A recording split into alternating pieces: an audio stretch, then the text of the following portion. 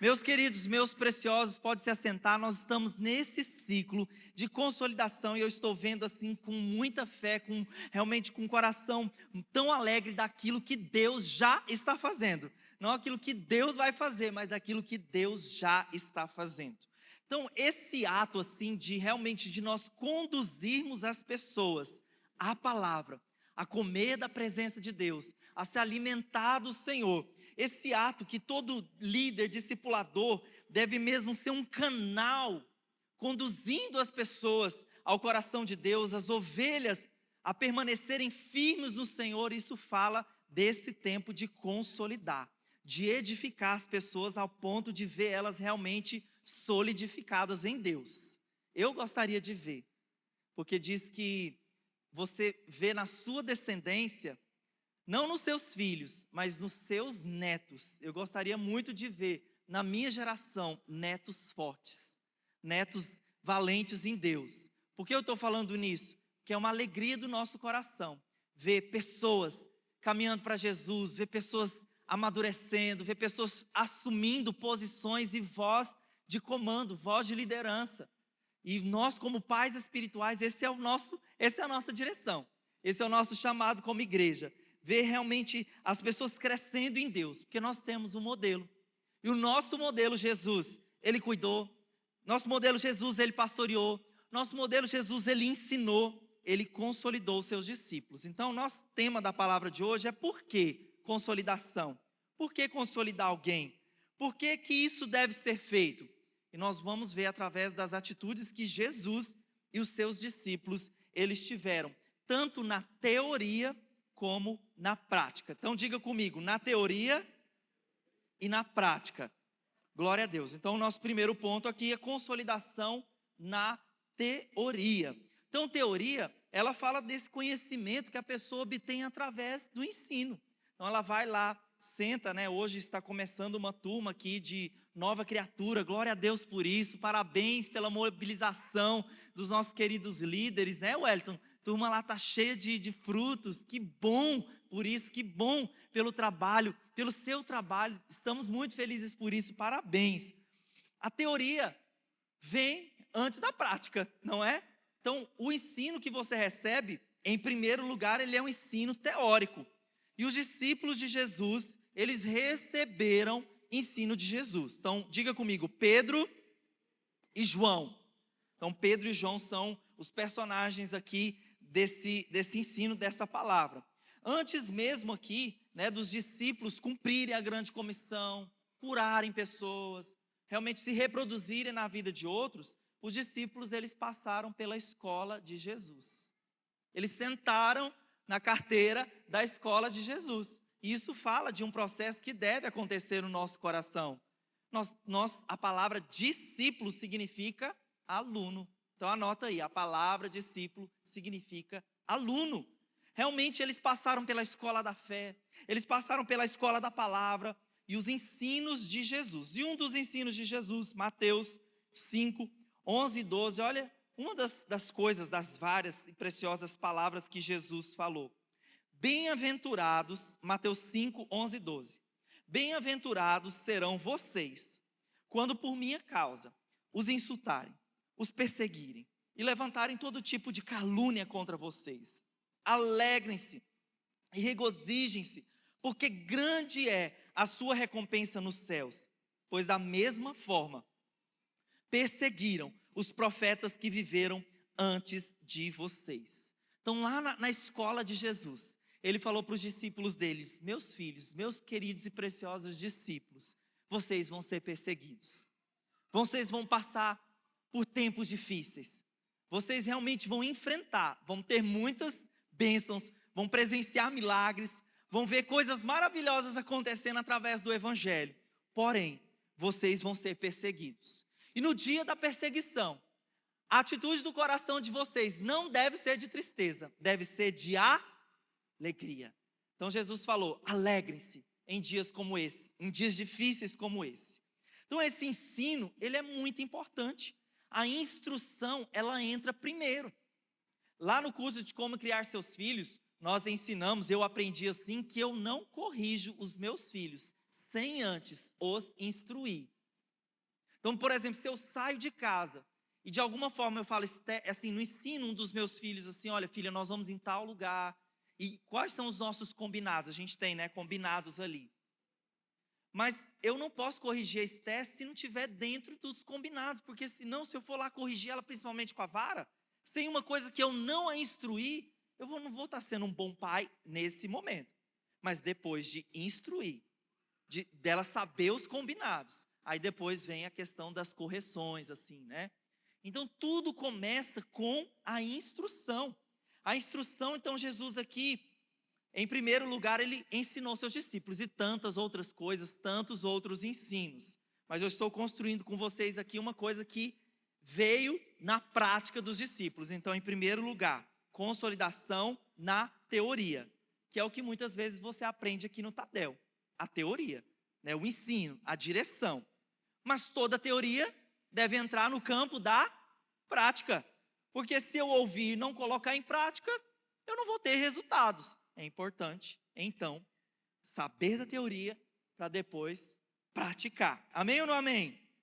Então nós vamos ver se os discípulos, os alunos de Jesus, eles copiaram, se eles prestaram atenção nas palavras de Jesus, se eles leram os livros, se eles fizeram os cursos. Vamos saber aqui na vida dos discípulos. Então lá em Atos 3, descreve aquele dia que é glorioso. Todo mundo gostaria de fazer que nem Pedro e João na porta da igreja. Um homem pedindo esmolas, e o Pedro e o João falam assim, olha, eu não tenho prata, eu não tenho ouro, mas o que nós temos, nós te damos, levanta e anda em nome de Jesus. E aquele homem que não precisava, não era aquilo que ele precisava naquela hora, ele precisava de andar, né? A partir dali ter uma profissão. Um grande milagre aconteceu na vida daquele homem. E realmente todos os milagres, eles têm esse poder de chamar, de catalisar pessoas para entender o porquê aconteceu. E ali, Pedro e João aproveitaram a oportunidade para ensinar, para pregar, para falar de Jesus. Esse mesmo Jesus que curou esses homens, é o mesmo Jesus que pode fazer isso na sua vida, na sua história também. Só que essa mensagem do evangelho, a mensagem de anunciar, de pregar milagres, de falar Jesus, trouxe incômodos, trouxe resistências. E eu quando vejo isso, né, poxa, sabe quem se levantou para perseguir os discípulos? As próprias autoridades, os próprios líderes, as próprias autoridades se levantaram para perseguir os cristãos, os próprios líderes da sua, não, sacerdotes se levantaram para realmente colocar Pedro e João na prisão, e foi o que aconteceu. Lançaram Pedro e João na prisão. Vamos ler sobre esse episódio. Atos 4, 1 a 3 diz: enquanto Pedro e João falavam ao povo, chegaram os sacerdotes, o capitão da guarda do templo e os saduceus. Eles estavam muito perturbados, porque os apóstolos estavam ensinando o povo e proclamando em Jesus a ressurreição dos mortos. Agarraram Pedro e João, e como já estava anoitecendo, os colocaram na prisão até o dia seguinte. Então essa pregação do evangelho, ela traz perseguição. Amém ou não amém? Amém, ela traz. É uma das evidências da pregação do evangelho. Mas a pergunta que eu tenho para você, se fosse você no lugar de Pedro e João, como você se sentiria ao ser colocado em uma prisão, ao saber que você estava fazendo uma coisa verídica, verdadeira, justa, honesta, em obediência a Deus? Como você passaria a primeira noite naquela prisão? Conhecendo a nossa alma, a nossa carne, né? Não estou enquadrando o nome de ninguém, mas conhecendo como nós somos, provavelmente nós pensaríamos, será que esse é o caminho? Será que Deus me chamou realmente para isso? Ser colocado em uma prisão, minha liberdade está restrita. Deus, porque o Senhor tem permitido isso acontecer? Provavelmente esse seria o nosso pensamento, mas não foi esse o pensamento de Pedro e de João. E essas perseguições, meus queridos, eu vejo como algumas, talvez não de cara ainda, né? Graças a Deus nós desfrutamos de uma liberdade em Jesus para pregar, anunciar o evangelho. Mas algumas perseguições eu já vejo no nível de resistências. Por exemplo, você está lá batalhando, né? Indo para a célula toda semana. Aí manda mensagem no grupo, ninguém responde. Marca um horário de uma visita, a pessoa não quer te receber. Desafia o pessoal para o Pais Kids. Pessoal, Pais Kids, né? Nosso chamado geracional. E ninguém dá aquela resposta. Eu percebo já um nível de resistência, muitas vezes partindo no meio das ovelhas, no meio do povo de Deus. Então, o que fazer com respeito a essas resistências que nós sentimos? Esse nível realmente aquele espírito de Jezabel. Qual que é o espírito de Jezabel? É um espírito que se levanta para opor. É um espírito que se levanta para se colocar no caminho aqui, para dizer, eu estou aqui, eu não resisto, eu não abro mão, eu sou resistente. Quem já percebeu? Levanta a mão assim, essas resistências muitas vezes. Esse é um nível de perseguição que muitas vezes a gente pode enfrentar lá na nossa célula. Mas aqui o Pedro e João, eles não tiveram atitude, oh Deus, que difícil está sendo essa jornada, esse evangelho. Veja o que eles fizeram, olha o que eles fizeram para colocar em prática o evangelho. Vamos ler lá no versículo 29 do capítulo 4. Agora, Senhor, eles foram orar. Olha a parte, o trecho da oração deles. Agora, Senhor, considera as ameaças deles e capacita os teus servos para anunciarem a tua palavra corajosamente. Eles não chegaram, Deus tem misericórdia da nossa vida, aquela oração de fracasso, de derrota.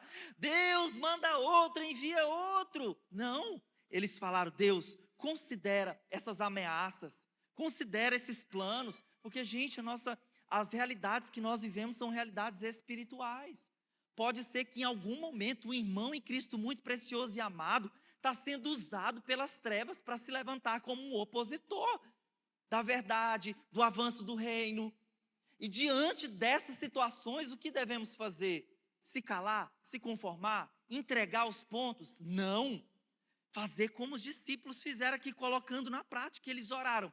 Considera as ameaças deles e capacita os teus servos para anunciarem a tua palavra com coragem. Gente, como esse trecho chamou a atenção do meu coração, como esse trecho elevou a minha meditação lá no clímax. Deus riscou essa parte aqui lá na minha meditação, porque a oração deles, Senhor, nos capacita para anunciar a tua palavra com coragem. E querido, Deus está te chamando para isso. Deus, você está nas suas mãos a missão mais importante do mundo, que é anunciar a palavra, que é fazer discípulos. Está sobre nossos corações essa missão. Então a oração que nós devemos fazer deve ser como essa dos apóstolos, dos discípulos. Eles estavam colocando em prática os ensinos que eles receberam de Jesus. Senhor, nos ajuda. Olha o que mais aconteceu. Eles orando, estende a tua mão para curar e realizar sinais e maravilhas por meio do nome do teu santo servo Jesus. Olha o resultado da oração deles. Depois de orarem, tremeu o lugar onde estavam reunidos. Todos ficaram cheios do Espírito Santo e anunciavam corajosamente a palavra de Deus. Eu posso ouvir um amém do seu coração? Gente, eu nunca participei de nenhuma reunião, Wellington, que tremeu o lugar. Ainda não. Em nome de Jesus, quero viver isso. Mas não está no foco aqui do lugar tremer, mas está no fato de que aquilo que você pede é tão importante diante do Senhor. Porque que eles pediram, Senhor, nós queremos anunciar a palavra. E a resposta do céu, seja cheio do Espírito Santo, desse espírito de coragem, desse espírito de ousadia, desse espírito de intrepidez, de não olhar para a perseguição, para a afronta, para a cara feia, para a falta de resposta, como algo que vai me impedir de prosseguir, de continuar com o chamado, de colocar em prática as palavras do nosso Senhor. Posso ouvir um amém? Mas esse trecho, capacita os teus servos para anunciarem a tua palavra corajosamente. Essa é a minha oração nessa semana. Capacita o Wellington, capacita o Rogério, capacita o Marcelo, a Vanessa, capacita esse povo lindo de Deus aqui para anunciar a palavra de Deus com coragem. Amém? É isso que você deve orar por você. Deus me capacita, isso é dependência do Espírito Santo. E realmente, esses discípulos, eles foram bem consolidados por Jesus. Queridos, a resposta de consolidação não é se aquela pessoa vai fazer ou não discípulo. A resposta é que aquela pessoa realmente está firmada em Jesus. Haja o que houver, venha o que vier, aquela pessoa está firme. E a partir disso ela vai dar uma boa resposta. A partir disso ela vai se manifestar com amor, com alegria, cheia do Espírito Santo. Gente, isso me empolga de uma forma tão grande. Amém? Realmente de nós estarmos e fazermos a obra cheia do Espírito Santo. Eu ouvi essa frase esses dias e eu fiquei, uau, muito tocado. Um sábio provérbio chinês que diz o seguinte, possivelmente vocês já tenham ouvido. Olha só essa frase, coloca aí. Homens fortes, vamos acompanhar. Homens fortes criam tempos fáceis. Tempos fáceis geram homens fracos, mas homens fracos criam tempos difíceis, e tempos difíceis geram homens fortes. Eu poderia eliminar o centro dessa frase e reescrevê-la assim: homens fortes criam tempos fáceis, e tempos difíceis geram homens fortes. O que representa isso daqui? Se levanta uma geração forte, que ora, ungida com o Espírito Santo, que declara, que abre o caminho, que rasga os céus, que anuncia. Realmente uma geração que levanta líderes, discípulos. Então eles vão lá, eles abriram o caminho, eles derrotaram os gigantes. E aí os filhos dessa geração viram tudo isso, mas eles estão aqui agora colhendo as bênçãos que esses homens fortes fizeram aqui. E estatisticamente o que acontece é frieza, abaixa a guarda. Ah não, tudo já foi conquistado. Não, tudo não foi conquistado ainda. Ainda há mais para conquistar. Só que muitas vezes essas pessoas, elas realmente enfraquecem, elas baixam a guarda, elas acham que está tudo bem, está tudo tranquilo, e aí leva a muitas vezes, a muitas respostas, parece que alguns cristãos estão fracos. Ah não, está tudo bem, está tudo certo. Ah não, eu quero entregar. E é tão interessante que tempos difíceis novamente, né, talvez gerados por esse tempo aqui de discípulos fracos, vão gerar um novo tempo difícil que vai gerar homens fortes. Eu vejo aqui homens e mulheres fortes, amém? Eu vejo aqui homens e mulheres que estão abrindo um caminho. Eu vejo aqui homens e mulheres que são cheios do Espírito Santo. Eu vejo aqui homens e mulheres que estão com esse pedido no seu coração, nos encoraja para anunciar o Evangelho com poder. Amém ou não amém? Então, querido, você, como um pastor de célula, deve colocar a consolidação em prática em 3 princípios. Primeiro princípio, cuidar das ovelhas. Vamos falar juntos aqui, tá ali, né? Os 3 princípios: cuidar, conhecer e alimentar. Vamos falar juntos? Cuidar, conhecer e alimentar. Então nós falamos dessa parte teórica, eu te motivando muito. Agora eu vou entrar para uma parte mais prática do dia a dia. Como é que eu gero isso? Como é que eu consolido pessoas assim? Então, em primeiro lugar, cuidar das ovelhas. Como que o cuidado ele se dá? Ele se dá através de visita, ele se dá através de uma mensagem, ele se dá através de eu anotar o aniversário daquela pessoa e sou o primeiro a mandar para ela naquele dia. Ele se dá pelo aconselhamento, e ele se dá também pela oração. Você, pastor de ovelhas, em primeiro lugar, o que Deus espera de você é essa dependência, joelho no chão. E Deus clama pelo teu povo, eu clamo pelos que estão junto comigo. É aqui nesse lugar, onde você realmente vai batalhar espiritualmente.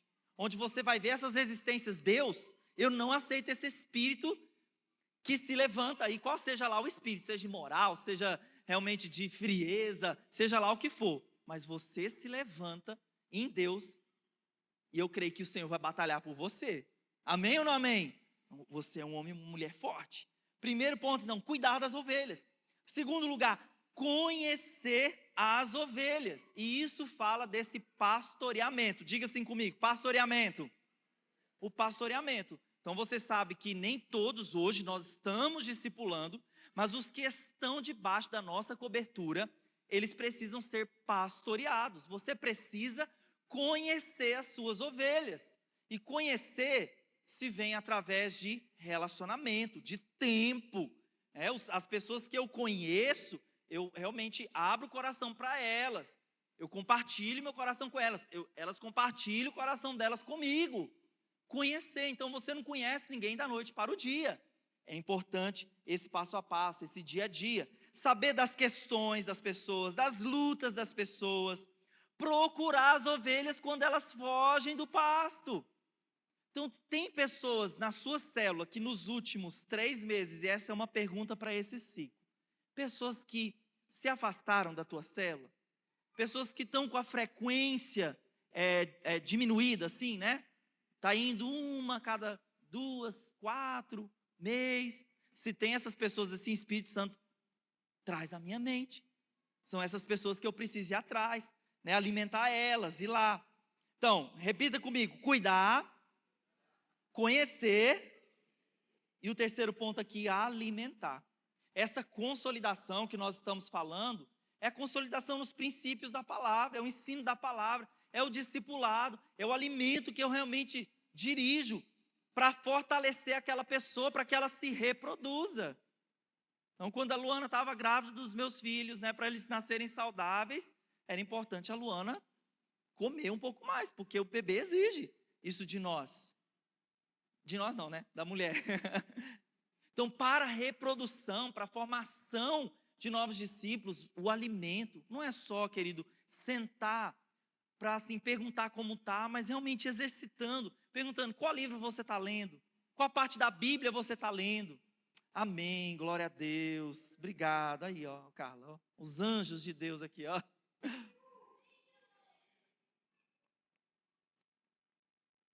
Carla fala, bebe água, pastor. Amém. Então, realmente essa alimentação, como se gera ovelhas fortes? Alimentando essas pessoas, alimentando a vida das pessoas. Ok, estamos aqui na prática, agora mais prática ainda. O que fazer, pastor? E aí? O que nós vamos fazer no ciclo da consolidação? Então pode colocar aí o primeiro ponto. Você, querido líder, a pergunta é, quem é o seu próximo líder? Você, agora pergunta individualizada. Temos o próximo líder? Temos o próximo líder? Temos aquela pessoa que você está cuidando intencionalmente, essa pessoa já fez, ou está fazendo, ela já é discipulada por você, ela já está fazendo, ou já fez o Expresso 1 e 2, e ela já tem discípulos, antes mesmo de assumir uma célula. Então você já tem esse líder, ou meu pastor, eu não tenho ainda, joelho no chão, muita oração, né? E conquistar o coração dessa pessoa, né? De relacionamentos intencionais. O discipulado é um relacionamento intencional. Amém?